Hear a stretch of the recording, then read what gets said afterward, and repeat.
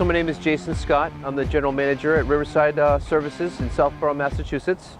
So I've been in the industry for 30 years. I had my own business for 26 years, and then I landed here at Riverside, running the maintenance division.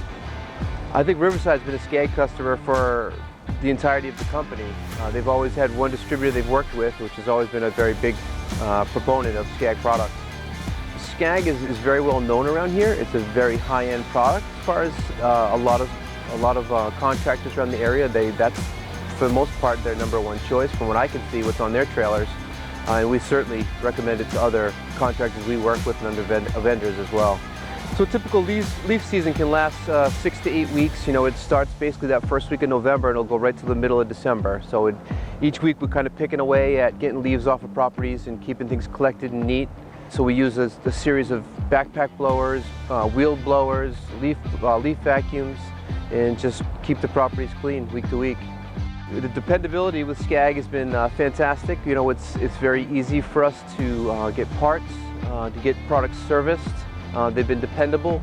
The leaf vacs in particular, we worked them very hard for 4 to 6 weeks, and they always stood up to the demands that we put them through during the hardest parts of the season.